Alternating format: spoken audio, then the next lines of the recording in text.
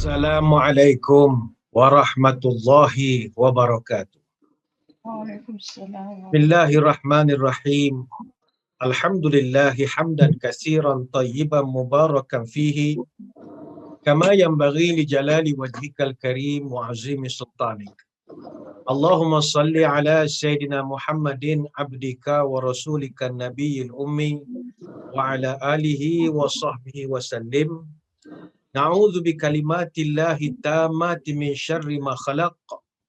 Bismillahilladzi la yadurru ma'asmihi syai'un fil ardi wala fis sama wa huwas samiul alim. Allahumma idfa'na al-waba wal ghala wal riba waz zina wal mihan wa su'al fitan ma zahara minha wa ma batan an baladina hadza khasatan wa an sa'iril biladil muslimina 'amatan ya rabbal alamin.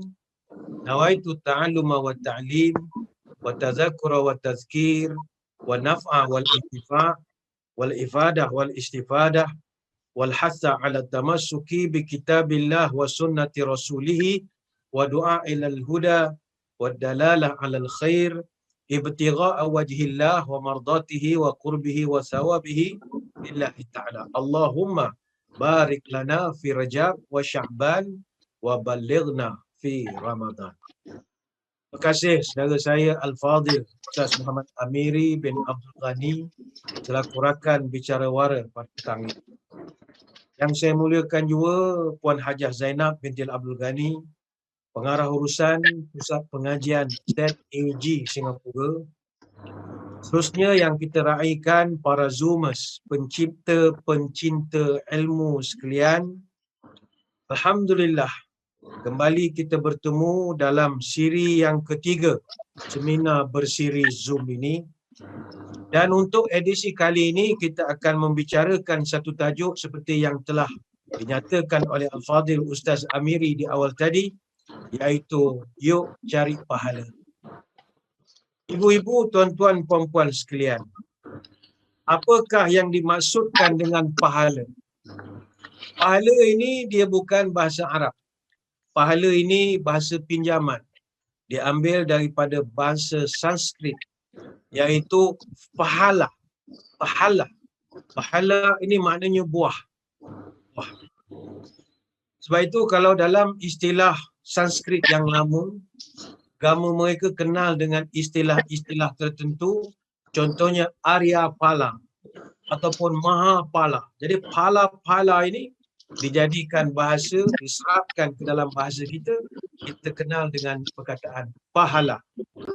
Dalam bahasa Arab, mereka menggelarkan pahala ini ajrun, yang mana jamaknya adalah ujur. Ujur ni maknanya upah, habuan. Ataupun dalam Quran ada masa menggunakan sawab, yang jamaknya atau pluralnya adalah aswab. Aswab ini adalah balasan, reward misalnya. Sama ada ajrun ataupun sawab, kedua-duanya kita boleh perolehi, dapat rewardnya, boleh dapat di dunia dan boleh juga dapat di akhirat. Dua-dua sekali boleh dapat. Sebab itu dalam Quran Allah Ta'ala menyebutkan, wa may yurid sawabad dunya nu'tihi minha wa may yurid sawabal akhirati nu'tihi minha. Siapa yang mencari ganjaran di dunia atau habuan di dunia, akan aku berikan, kata Allah. Dan siapa pula yang mencari habuan atau ganjaran di akhirat, juga akan aku beri, kata Allah Ta'ala. Surah Ali Imran ayat 145. Dalam ayat yang lain, fa'atahumullahu sawabad dunya wa husna sawabil akhirah wallahu yuhibbul muhsinin. Kerana itu, kata Allah, aku berikan kepada manusia pahala di dunia dan pahala yang baik di akhirat. Dan aku suka kepada orang-orang yang sentiasa buat baik. Surah Ali Imran ayat 148. Jadi pahala ini ganjaran, reward.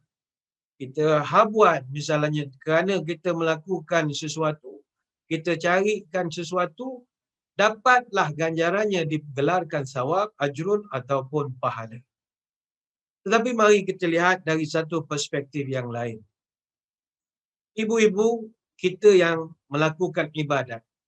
Tadi ibu-ibu solat asar misalnya. Dan sekarang datang pengajian. Ini semua dalam rangka ibadah. Nanti maghrib kalau ke lapangan ke masjid. Tiap-tiap hari kita melakukan ibadat, apa niat kita? Ada orang dia niat nak melakukan ibadat kerana nak cari pahala. Boleh atau tidak niatkan ibadat mencari pahala? Yang ini pernah disebut oleh Imam An-Nawawi rahimahullah. Apa juga amalan yang dikerjakan oleh seseorang kerana dia takut kepada Allah, ini orang level hamba. Mana-mana orang lagi, kata Imam An-Nawawi, dia melakukan amal kerana nak mengharapkan surga, mengharapkan pahala. Yang ini mental saudagar, kata Imam An-Nawawi. Ini business. It's all about business, ringgit and cents. Dia fikir untung rugi. Jadi dia melakukan ibadah kerana nak dapat habuan. Kita tidak nafikan. Ada orang memang dia target kejar pahala. Contoh kalau kita solat lah misalnya. Kenapa tiap-tiap ada setengah orang tiap-tiap bulan berangkat pergi ke Tanah Suci? Katanya nak cari pahala ekstra. Memang pahala ekstra betul. Puan-puan, ibu-ibu kalau solat di Masjid Mujahidin di Sterling Road itu, solat di situ 8 hari berturut-turut, solat 5 waktu satu hari, berapa pahala dapat? 8 hari direct. Jom kita buat arithmetic kira-kira. 8 hari darab 5 waktu darab 27. 27 ini kira reward untuk berjemaah. 27 kali ganda. Artinya 8 darab 5 darab 27, kita baru dapat habuannya 1080 pahala. Tetapi kalau solat di Madinah Al-Munawwarah, Masjid Nabawi, kita biasa di sana package 8 hari. 8 hari darab 5 waktu sehari kita solat, darab 27 iaitu pahala berjemaah, dan didarabkan 1,000. 1,000 ni fadilat Madinah Al-Munawwarah. Jadi 8 darab 5 darab 27 darab 1,000, kita sudah dapat 1,080,000 pahala. Jutawan. 8 hari duduk di Madinah sudah jutawan. Ini belum cerita kita duduk di Mekah 20 hari, tak campur lagi.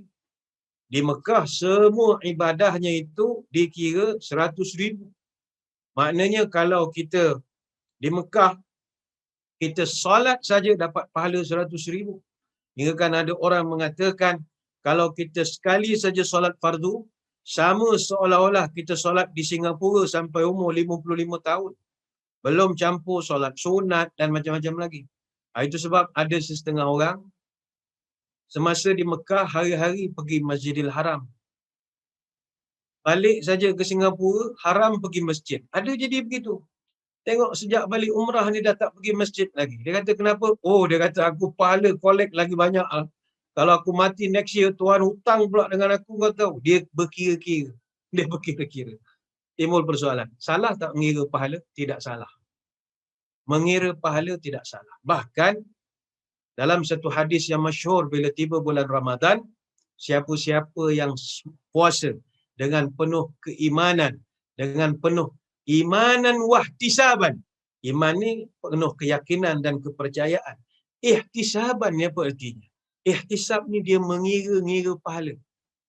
Maka Allah ampunkan segala dosanya, kata Nabi. Artinya mengira-ngira pahala tidak salah. Tetapi marilah kita pada petang ini, kita niatkan buat ibadat bukan semata-mata kerana nak mendapat pahala, bukan kerana semata-mata nak mendapat syurga, tapi kita nak dapatkan rahmat kasih sayang Allah. Ini sangat mustahab. Sebab ibu-ibu sekalian, kita masuk syurga dengan tiket apa? Apakah tiket untuk masuk syurga? Adakah solat kita, haji kita, umrah kita, pengajian kita? Tidak. Kita masuk syurga dengan rahmat Allah. Ayam denak si ayam hutan, bertelur sebiji dimakan musang. Rahmat Allah bagaikan lautan, penyejuk hati jiwa dan gersang. Sebab itu Nabi SAW sendiri menegaskan, la yadkhulal jannata ahadun bi'amalihi. Kamu tidak akan sekali-kali masuk surga dengan hanya amal ibadat kamu. Terkejut sahabat. Macam mana pula tak masuk surga pakai ibadah? Habis yang selama ni kami ibadat, apa gunanya ya Rasulullah?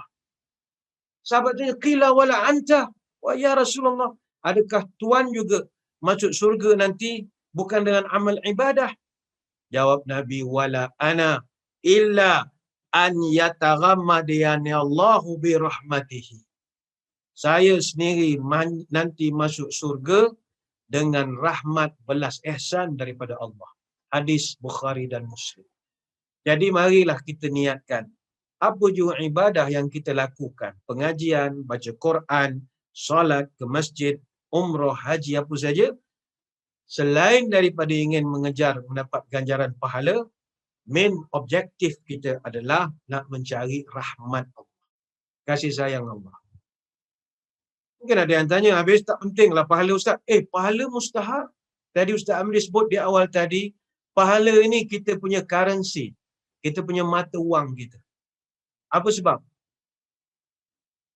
Kita kalau pergi ke luar negara, duit negara kita tak laku. Kami orang Malaysia, masuk ke Singapura, tak payah pergi ke Gelang lah, pergi ke Woodland saja. Pergi Woodland saja. Beli putu piring, $2. Bayar pakai ringgit. Laku ke tak? Tak laku. Padahal bukan jauh pun Woodland. Kalau pergi Batam, lagilah, ringgit tak laku.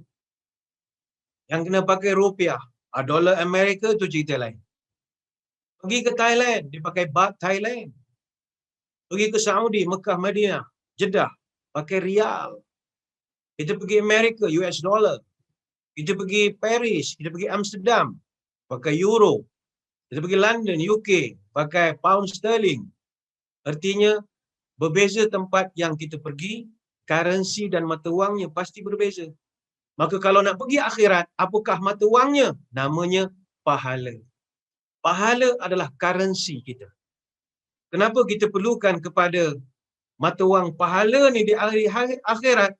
Kerana kita nak kena bayar saman banyak. Kita banyak kena saman. Macam kita kan kadang bawa kereta kena saman, speed trap dan macam-macam lagi. Ada kamera tangkap bawa laju. Itu semua kena bayar. Semasa bila dibayar? Di akhirat. Di dunia kita tampar muka orang, kita fitnah orang, kita kecam orang, dan orang-orang itu kita tak minta maaf. Jadi nanti di hari akhirat, itu perlu dibayar kepada orang-orang di balik. Segala pengkhianatan dan kezaliman yang kita lakukan kepada dia. Habis nak bayar pakai apa? Cashless card apa? Tak boleh. Tak boleh. Western Union tak pakai. Kita bayar pakai pahala kita. Dalilnya adalah hadis yang panjang berkenaan dengan At-Tadruna manil muflis. Nabi bertanya, tahukah kamu siapakah orang yang muflis? Sahabat jawab, tidak tahu ya Rasulullah. Orang yang muflis ini kata Nabi bukan sekadar tak ada tanah, tak ada harta, tetapi dia nanti datang di hari kiamat bawa segala amal ibadah, pahala-pahalanya. Dia bawa akaun pahala pergi Mekah, akaun pergi mengaji, akaun dakwah, akaun solat di masjid dan macam-macam. Dan dia memang confident boleh masuk surga. Akaun dia banyak. Tetapi tiba-tiba datang satu orang mengadu, ya Allah, ini orang, dia pernah tampar muka saya. Dia tak minta maaf. Hari ni saya nak tuntut hak saya. Lalu malaikat bilang, ambil satu pahala Pak Haji ni, ambil bagi kepada orang yang kau tampar ini dulu. Setelah selesai, datang lagi orang lain. Wahai malaikat, ini Pak Haji dulu pernah hina saya di kampung. Dia tak minta maaf, saya malu. Ganti rugi lagi, bayar lagi. Dan begitulah seterusnya Nabi bercerita, sehingga orang ini pahalanya habis. Langsung bila pahalanya habis, dia ingat settle. Oh, rupanya belum. Datang lagi satu orang. Wahai malaikat, ini dulu Pak Haji, dia pernah fitnah saya. Hari ini saya mau minta pembalasan. Jadi orang Pak Haji ni bilang, saya sudah tak ada apa-apa lagi mau dibayar. Pahala sudah habis. Maka malaikat pun mengarahkan, Pak Haji ambil dosa budak ini, dipikulkan kepada Pak Haji. Ini hadisnya panjang. Artinya, pahala kita perlukan. Tetapi niat kita adalah sebagai bekalan kita di padang mahsyar dan pada hari kiamat. Adapun untuk masuk surga Allah, rahmat belas ihsan daripada Allah. Atas kesian belas daripada Allah. Ingin saya berkongsi pada kesempatan petang ini. Sebab kebetulan kita sudah pun memasuki bulan yang mulia, iaitu bulan Rejab. Yang mana kata Abu Bakar Al-Balkhi dalam kitab Lataiful Ma'arif di Ibn Rajab Al-Hambali, Syahru Rajab Syahru Zar'i, wa Syahru Sya'ban Syahru Suqi Zar'i, wa Syahru Ramadhan Syahru Hasadi Zar'i. Kata dia bulan Rejab adalah bulan untuk kita bercucuk tanam. Artinya menanam pahala. Bulan Sya'ban adalah bulan menyiram tanaman itu. Dan bulan Ramadan adalah bulan untuk kita mengutip hasil, kata Ibn Rajab Al-Hambali. Dan kata dia lagi, Masalu syahrir Rajab karrih, wa masalu Sya'ban masalul ghaim, wa masalu Ramadana masalul matar. Perumpamaan bulan Rajab adalah seperti angin. Perumpamaan bulan Sya'ban adalah seperti awan. Dan perumpamaan bulan Ramadan adalah seperti hujan. Wa man lam yazra' wa yaghris fi Rajab wa lam yasqi fi Sya'ban fa kaifa yuridu an yahsida fi Ramadana. Siapa-siapa yang tidak menanam semasa bulan Rajab, tidak menyiram tanamannya pada bulan Sya'ban, bagaimana mungkin dia dapat mengutip hasilnya pada bulan Ramadan? Sebab itu kita dah memasuki 5 Ramadan ini, ayo perbanyakkan mencipta amal ibadah, yang mana ini kita bercocok tanam, nanti Sya'ban kita siram, kasih baja, Ramadan kutip hasil. Ramai orang bila tiba Ramadan baru nak bercocok tanam. Sudah terlambat, Pak. Itu Ramadan bukan musim bercocok tanam. Bercocok tanam sejak Rejab ini. Ramadan itu kutip hasil saja. Pada kesempatan petang ini, ingin saya kongsikan bersama ibu-ibu sekalian. Ada beberapa amal ibadat, pahala-pahalanya sangat besar, tetapi amalannya sangat ringan saja. Amalan yang begitu simple, tapi pahalanya luar biasa besar. Ini boleh kita jadikan amalan bersama mulai Rejab ini. Pertama sekali, kata ulama berdasarkan hadis Nabi SAW, adalah menjaga 2 rakaat solat sunat fajar. Solat sunat fajar. Dia kalau macam sekarang, azan subuh agak lewat. Saya tidak pasti kalau sebelah selatan di Singapura, tapi kalau di pantai timur di sini, lebih kurang dalam 6.11, 6.12 pagi, agak lewat. Jadi mungkin di Singapura saya ingat dalam pukul 6 lah agaknya. Ya. Subuh sudah agak lewat. Selepas azan subuh berkumandang, sebelum kita solat subuh, berjemaah atau bersendirian, jangan lupa solat sunat 2 rakaat. Digelarkan solat sunat fajar. Ada satu hadis kata Nabi, Aisyah merekodkan, Rak'atal fajri khairun minad dunya wa ma fiha. Kata Nabi, 2 rakaat sunat fajar itu lebih baik dari dunia dan segala isi kandungannya. Hadis riwayat Imam Muslim. Sebab itu kata para ulama, saking hebatnya solat sunat fajar ini, maka kalau kita tertinggal, boleh diqadakkan. Oh, itu special. Jarang kita dengar ada solat sunat yang boleh diqadak. Tetapi solat sunat fajar, oh itu dibenarkan. Dalam satu hadis kata Abu Hurairah, Nabi menyebut, Man lam yusalli rak'atayil fajri, fal yusallihima ba'dama tatlu'u syamsu. Siapa-siapa yang tidak solat sunat 2 rakaat sebelum solat subuh, maka hendaklah dia menggantikannya selepas matahari terbit. Hadis riwayat Imam At-Tirmizi. Contoh, kita bangun lewat, bila bangun didapati imam sudah hampir, Bilal sudah hampir mau qamat. Kita berlari masuk masjid, imam sudah angkat takbir solat subuh. Allahu Akbar. Kita dah terlepas solat sunat fajar 2 rakaat.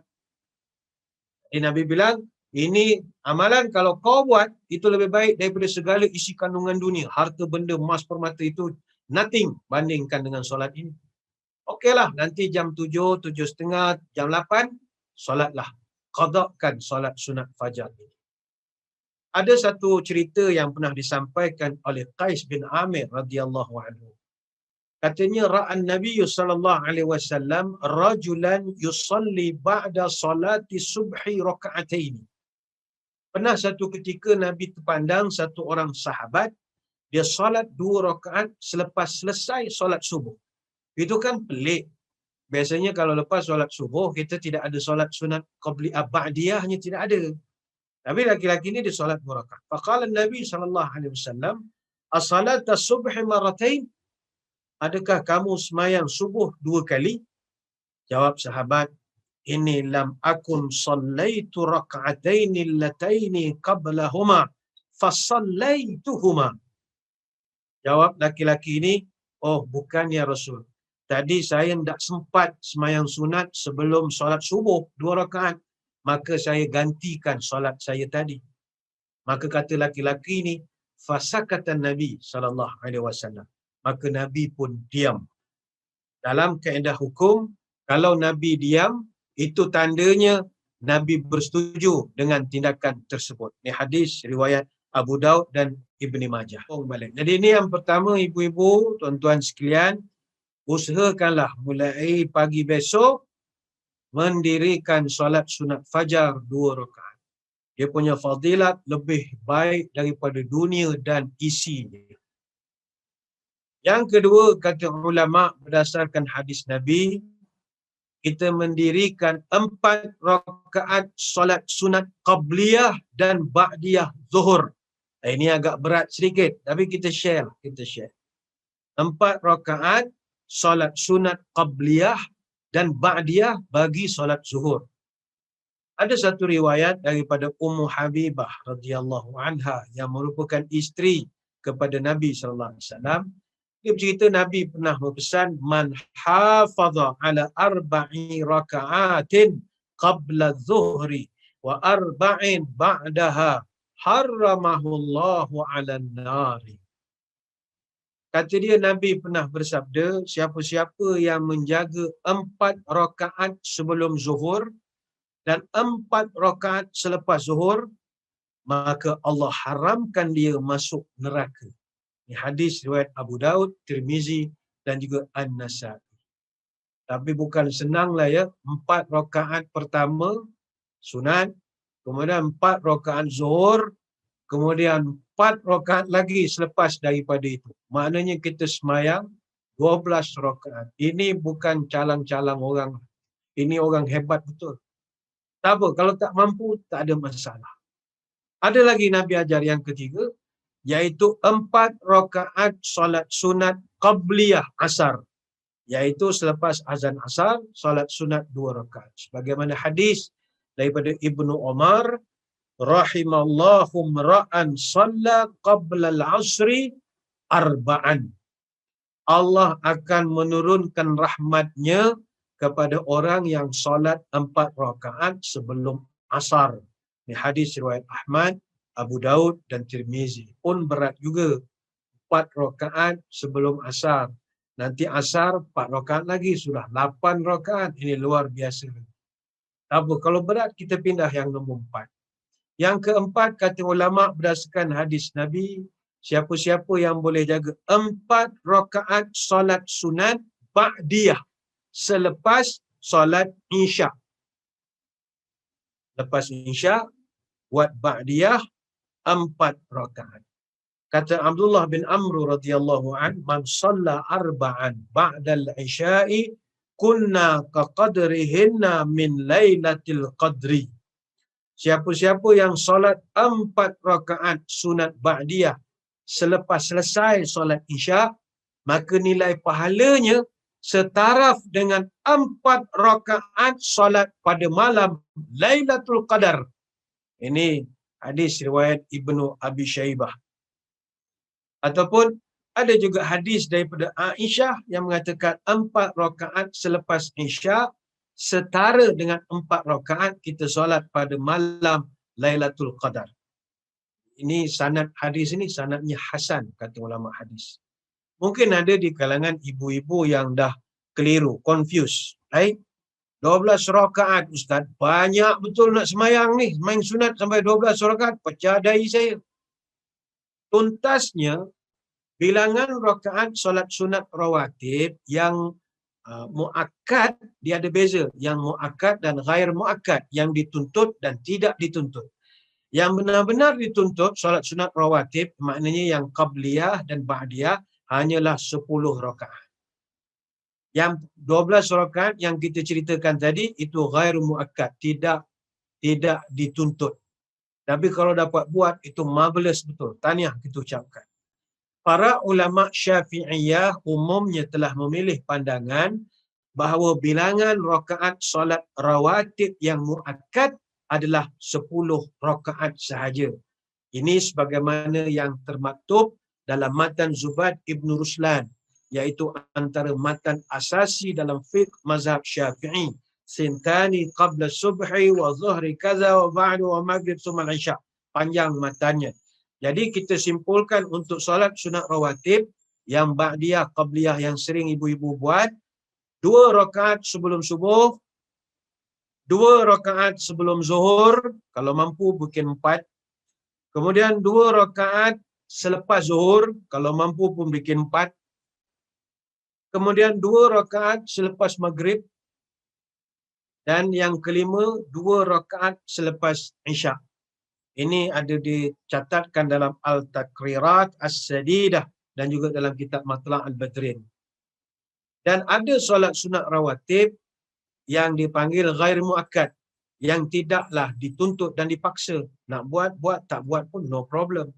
Iaitu 2 rakaat terakhir sebelum zuhur, 2 rakaat terakhir selepas zuhur, 4 rakaat sebelum asar, 2 rakaat sebelum maghrib, dan 2 rakaat sebelum isyak. Jadi itu yang ghair muakkad. Senang cerita, sehari 10 rakaat. Ikut di dalam perbahasan para ulama.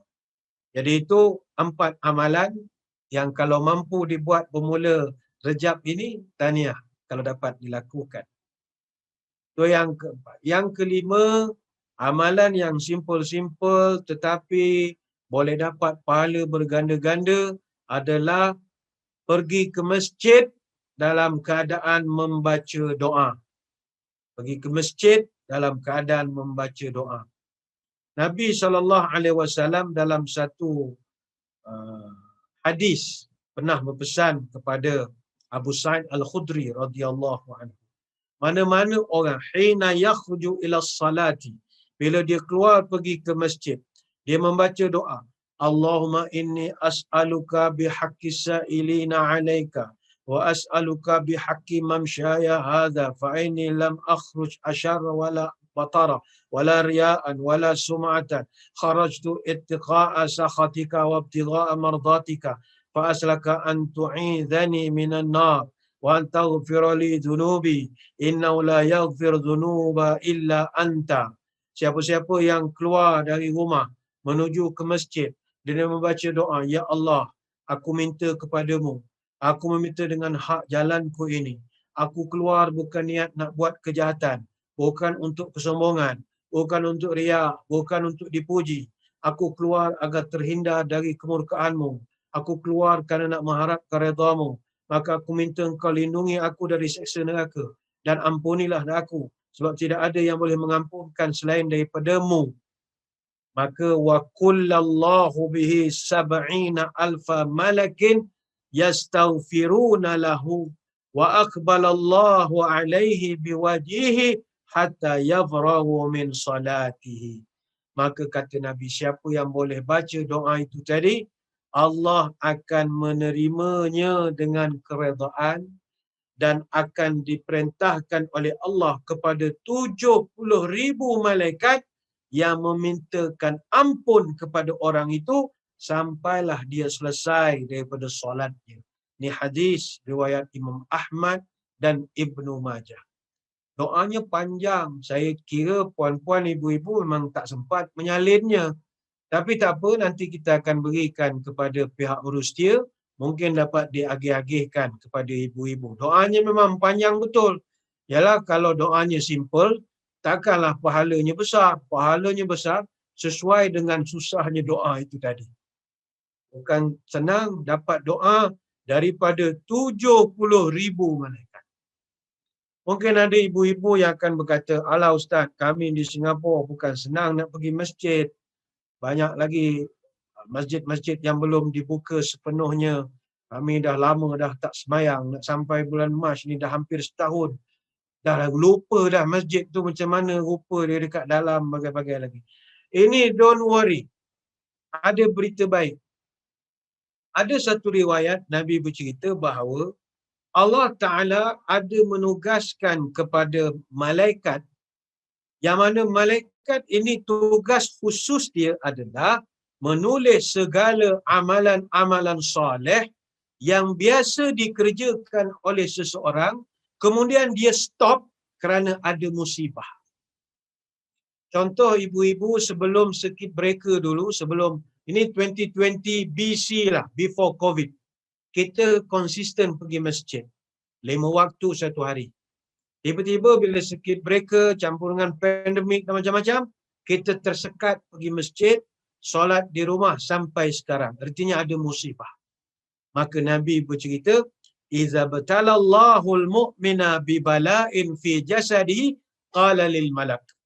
Kata Nabi, apabila seorang mukmin itu diuji oleh Allah dengan sesuatu bencana, maka Allah akan berfirman kepada malaikat penulis amal, "Uktub lahu salihah amalihi allazi kana ya'maluhu, fa in syafahu ghasalahu wa tahharahu, wa in qabadahu ghafara lahu wa rahimahu." Kata Allah, tuliskan untuk hamba-Ku itu segala amal soleh yang dia dah biasa lakukan secara rutin sebelum daripada musibah.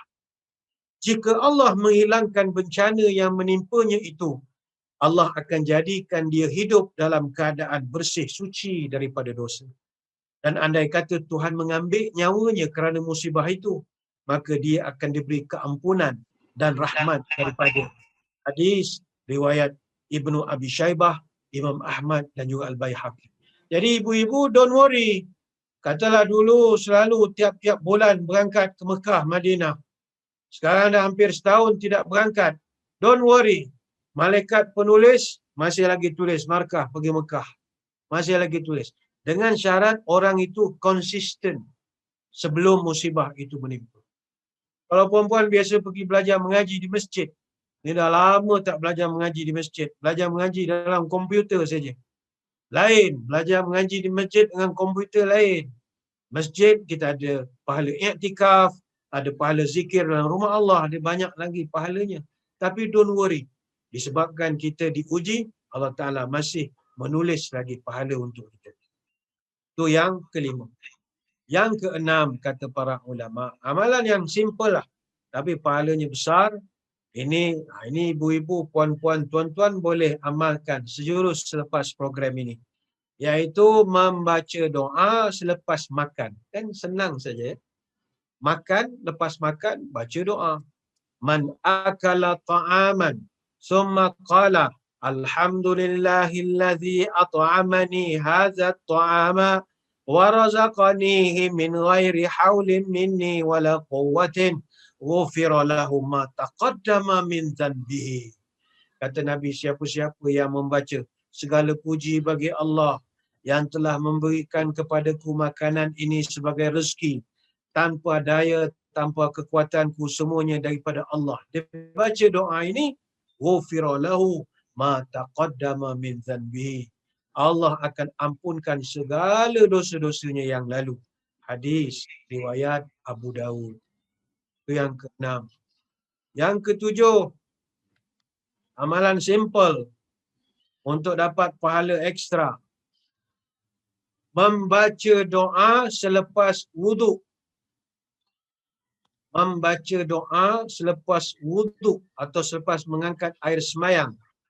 Kata Umar Al-Khattab radhiyallahu anhu, Nabi berpesan, "Ma minkum min ahadin yatawadda'u fayublighu aw fayusbighul wudu'a, thumma yaqul, ashhadu an la ilaha illallah wa anna Muhammadan abduhu wa rasuluh, wa Mana-mana orang selepas dia berwuduk, dia berdoa, aku naik saksi tidak ada Tuhan yang berhak disembah melainkan Allah.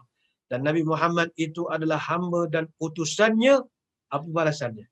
Futihat lahu abwabul jannati samaniyatu yadkhulu min ayyiha sya'a. Maka dia baca saja doa itu tadi, Allah akan membuka 8 pintu syurga untuk orang ini.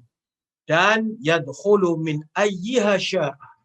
Dan dia boleh masuk dari mana-mana pintu yang dia kehendaki. Hadis riwayat Ahmad dan Imam Muslim.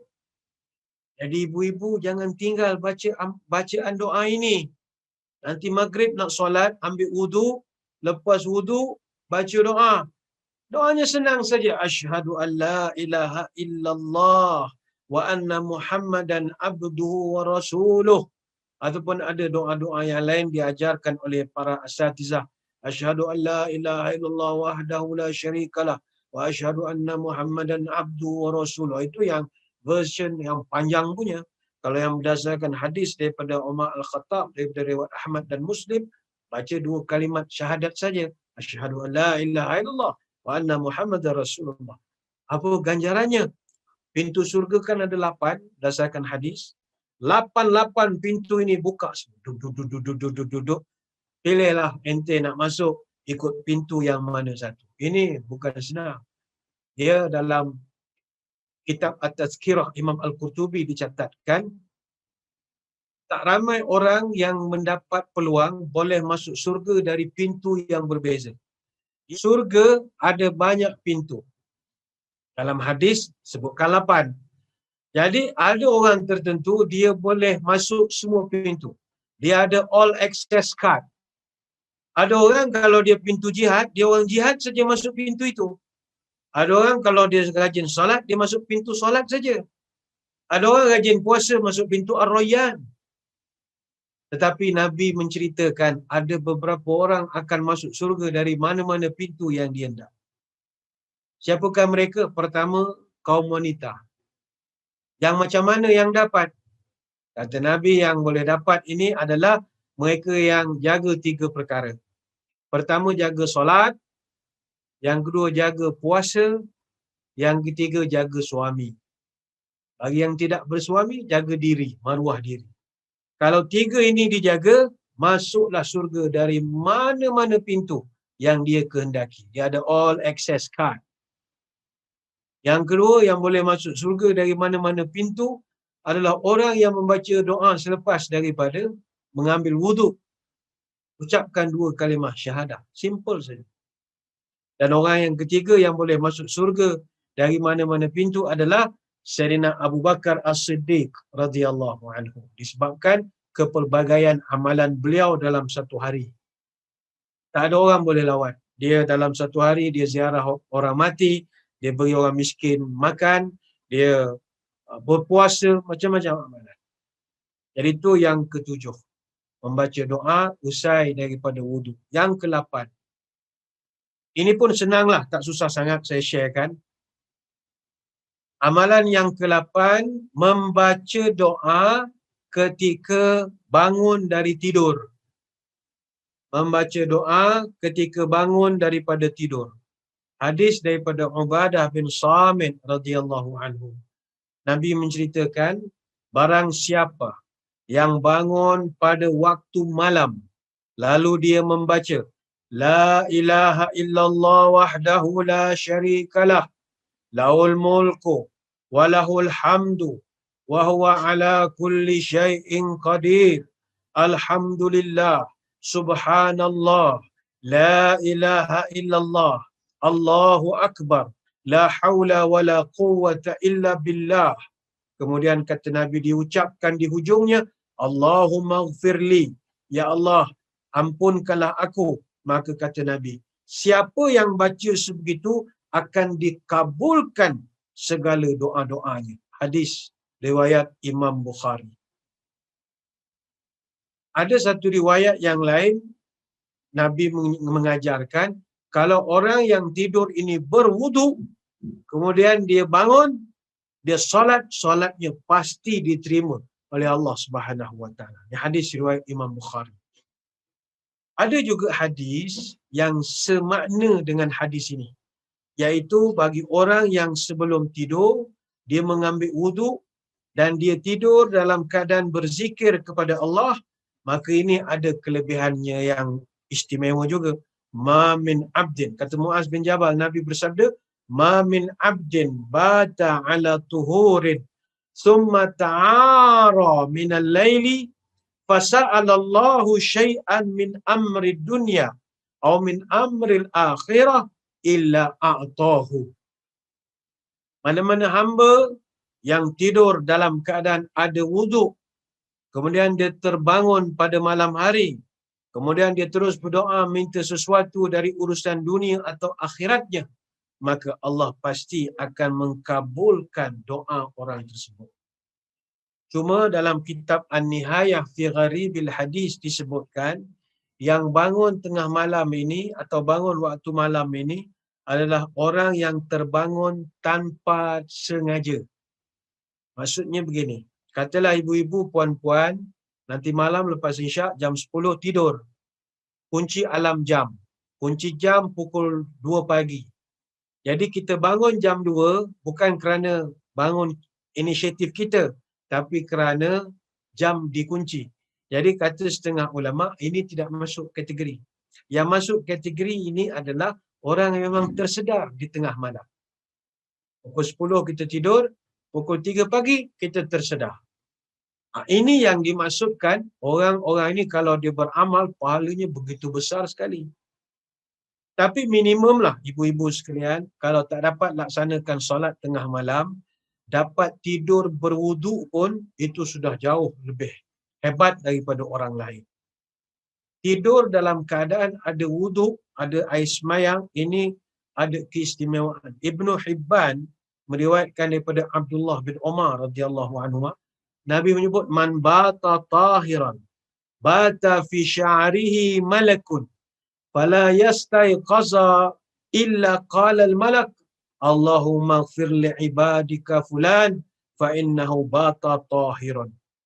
Siapa yang tidur dalam keadaan ada wuduk, bila dia tidur, nanti malaikat akan berdiri bersamanya, dekat dengan kepalanya.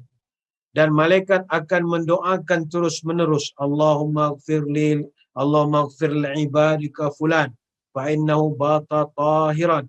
Dia akan doakan, ya Allah, ampunkanlah kesalahan orang ini. Dia terus-menerus berdoa sampailah kita bangun dari tidur. Jadi minimum jangan lupa berwuduk sebelum tidur.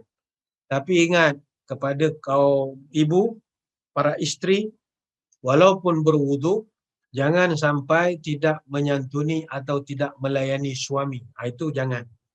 Ada di kalangan isteri, saking nak menjaga wuduknya, dia tidur pakai telekung, pakai mengkana. Terkejut suami dia, macam tengah buat haji, pakai telekung semayang. Jadi suami pun bila tengok isteri tidur pakai telekung, dia pun tak beranilah nak dekat. Bila dia baring di sebelah, suami pusing sikit saja, isteri terus marah. Uduk. Suami pun masuk gear reverse, terus kona baring saja. Jangan. Seorang isteri melayani suami itu jauh mengatasi menjaga wuduk. Sebab Nabi dalam hadis pernah mengajarkan, salasatun la turfa'u salatuhum fawqa ru'usihim shibran, rajulun amma qauman wa hum lahu karihun, wa imra'atun batat wa zawjuha 'alaiha sakhitun, wa akhawani mutasarimani. 3 golongan yang mana Allah Ta'ala tidak menerima semayang mereka, dan semayang mereka tidak terangkat daripada kepala mereka walaupun sejengkal.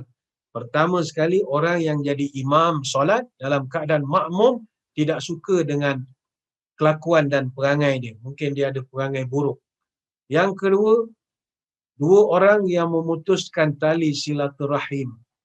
Dan yang ketiga, seorang isteri yang tidur dalam keadaan suami dia marah kepada dia.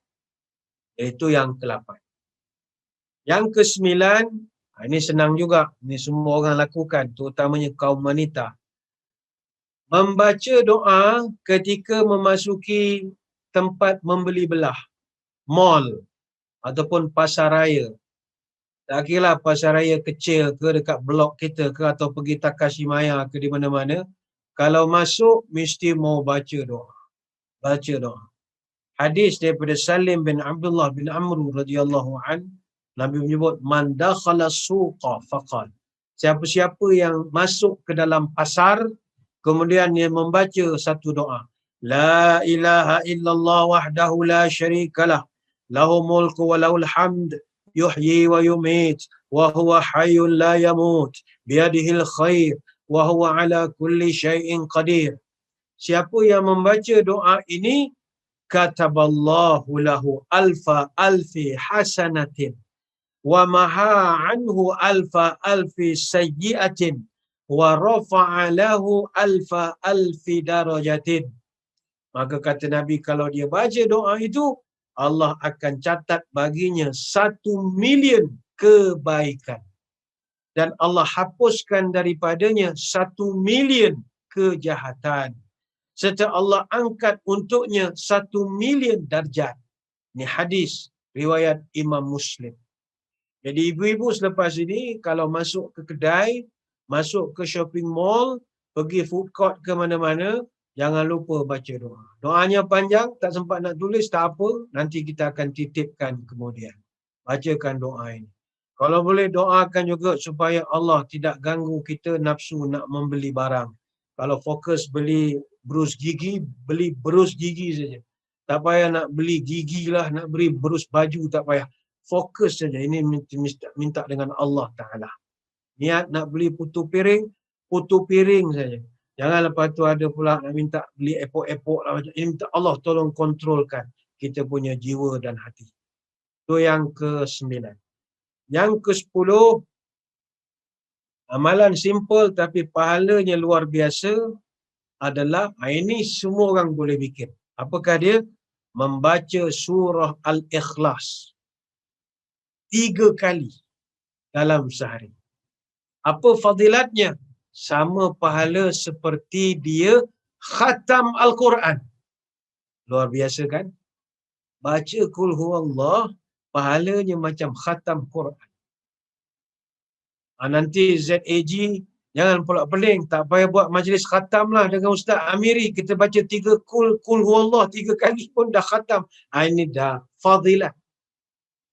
Kata Abu Sa'id Al-Khudri radhiyallahu anhu, Nabi pernah menyebut, ayajizu ahadukum ayaqra'u thulutsal Qur'ani fi lailatin fashaqqa zalika alaihim wa qalu ayyuna yutiqu zalika ya Rasulullah. Faqala Allahul wahidus samad thulutsul Qur'an.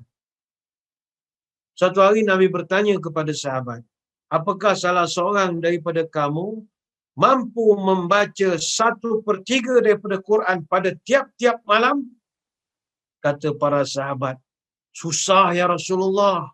1/3 Quran nak baca tiap-tiap malam. Ayuh, mana ada masa ya Rasulullah. Mana? Ini zaman sahabat. Kalau zaman sekarang, macam mana agaknya kalau Nabi tanya, ente boleh baca 1/3 Quran tiap-tiap malam? Tak ada ya Rasulullah. Saya baca WhatsApp je tiap malam. Tak sempat baca Quran. Bayangkan 1/3 Quran tiap-tiap malam. Sahabat tak mampu ya Rasulullah. Kata Nabi, Allahul wahidus samad. Maka nilainya thulutsul Quran. Bacalah surah Al-Ikhlas. Kerana nilainya adalah 1/3 Al-Quran. 1/3 daripada Quran. Ini hadis riwayat Bukhari dan Muslim. Jadi kalau 1/3 Quran baca 1 kali, baca 3 kali, khatamlah Quran. Khatamlah Al-Quran. Ini cerita fadilat. Sebab itu, kita kalau surah Al-Ikhlas, ini jangan underestimate. Ada setengah jemaah, kalau pergi ke masjid, kalau imam baca Qul Huwallahu Ahad, kita akan sindir. Kita akan kutuk imam. Cis, imam baca Qul Huwallah. Anak aku reti jadi imam kalau setakat baca Qul Huwallah. Oh, jangan. Ini Qul Huwallahu Ahad bukan sebarang-sebarang surah. Ini bukan kaleng-kaleng surah. Tuan-tuan, puan-puan, apa nama surah Qul Huwallahu Ahad? Namanya surah Al-Ikhlas. Kalau nak belajar tentang ikhlas, lihatlah Qul Huwallahu Ahad. Kerana inilah satu-satunya surah yang namanya tak sama dengan ayatnya. Sebagai nak menunjukkan ikhlasnya surah Al-Ikhlas. Di dalam surah Al-Ikhlas tidak ada perkataan ikhlas. Tidak disebut ikhlas. Walhal Quran, nama surah dan konten mesti sama. Kalau surah tu nama surah At-Tin, ayatnya pasti ada perkataan At-Tin. Wat-tini waz-zaitun wa turi sinin. Mesti begitu. Surah Duha, wad-duha, mesti ada nama. Tapi surah Al-Ikhlas tidak ada perkataan ikhlas di dalam surah Al-Ikhlas. Allah nak didik kita bagaimana nak jadi orang ikhlas. Ada orang bagi habuan duit raya angpau, tulis sumbangan ikhlas. Dia tulis ikhlasnya itu kepada keikhlasan. Lihat surah Al-Ikhlas tidak ada perkataan ikhlas. Itu Allah didik kita. Qul huwallah ini don't play-play. Ada satu riwayat Nabi pernah menyebut, man qara'a qul huwallahu ahad hatta yakhtimha 10 marratin banallahu lahu qasran fil jannah. Siapa-siapa yang membaca Qul Huwallahu Ahad satu hari sebanyak 10 kali, Allah akan bangunkan untuknya satu istana dalam surga. Ini hadis riwayat Imam Ahmad. Jadi amalkan Qul Huwallahu Ahad, besar pahalanya. Apalagi kita pergi laju-laju sajalah. Ni yang ke-berapa? Yang ke-11. Kita ada banyak, ada 600 amalan. Baru nombor 11. Jadi balance lagi tak lain tahun lah kita sambung banyak betul lah. Yang ke-11. Ini saya share yang simple-simple lah. Yang awal tadi susah sikit. Yang ni simple-simple lah. Yang ke-11, membaca doa selepas azan berkumandang. Man qala hina yasma'un nida. Allahumma rabba hadhihi ad-da'wati tammah was-salatil qa'imah. Ati Muhammadan al-wasilata wal-fadilah. Wa ba'athu maqaman mahmudan alladhi wa'attah. Siapa yang baca doa itu selepas azan, halat lahu syafa'ati yaumal qiyamah. Kata Nabi, orang ini wajib dapat syafaat aku pada hari kiamat. Will be granted intercession.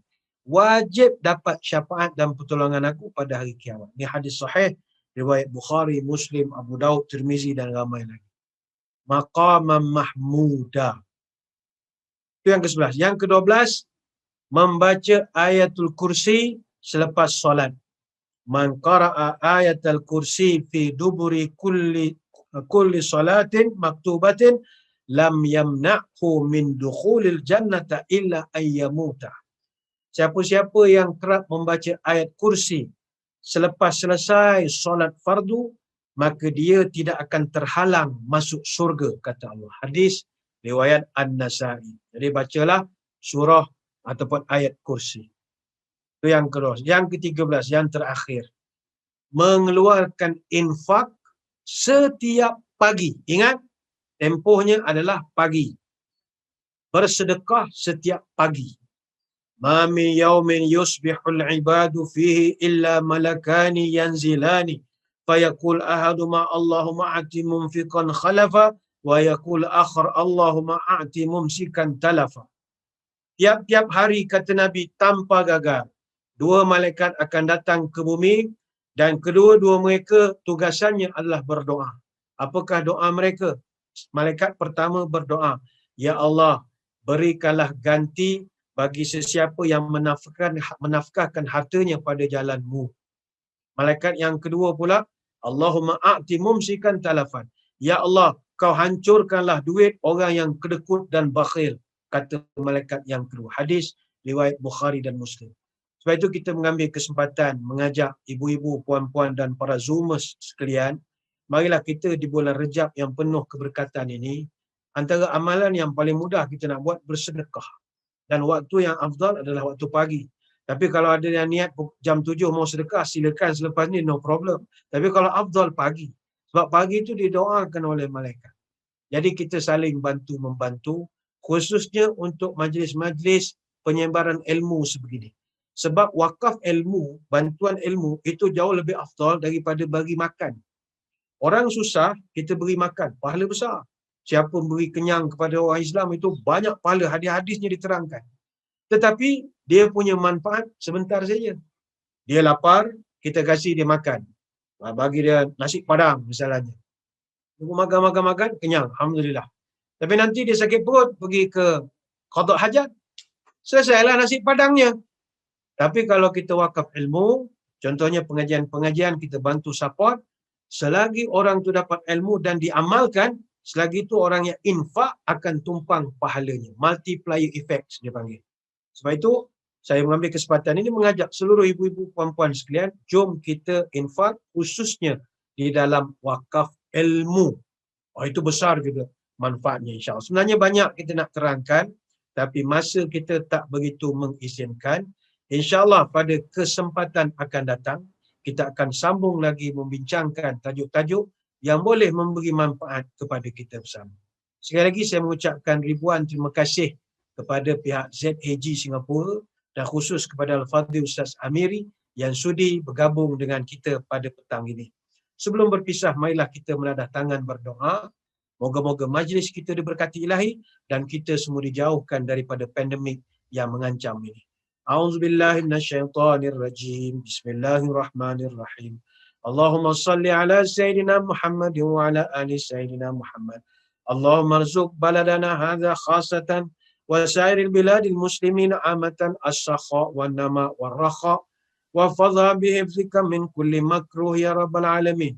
Allahumma inna na'udzubika minal baras wal junun wal juzam wa min sayyi'il asqam wa na'udzubika kalimatillahi tammati min syarri ma khalaq. Ya kafi ya syafi ya wafi ya habib ya majid. Irfa'na kulla ta'bi syadid. Waqfina minal hadi wal hadid wal maradi syadid. Wakshif anna minal bala'i ma la yakshifuhu ghairuka. Allahumma inna nastaghfiruka innaka kunta ghaffara. Tahassana bizil izzati wa atasamna bi rabbil malakut wa tawakkalna alal hayy alladhi la yamut. Allahumma asrif an wilayah Singapura wa Malaysia wa sairil biladil muslimin hadzal waba wa qina syarrid da wa najjina min jami' anwa'il bala bi lutfika ya latif innaka ala kulli syai'in qadir. Subhanakallahumma wa bihamdika nashhadu an la ilaha illa anta nastaghfiruka wa natubu ilaik. Allahumma barik lana fi Rajab wa Sya'ban wa balighna fi Ramadan.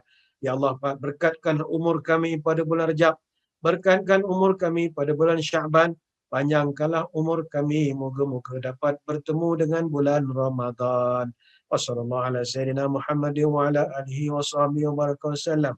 Walhamdulillahi rabbil alamin. Wabillahi taufiq wa hidayah. Assalamualaikum warahmatullahi wabarakatuh. Wallahu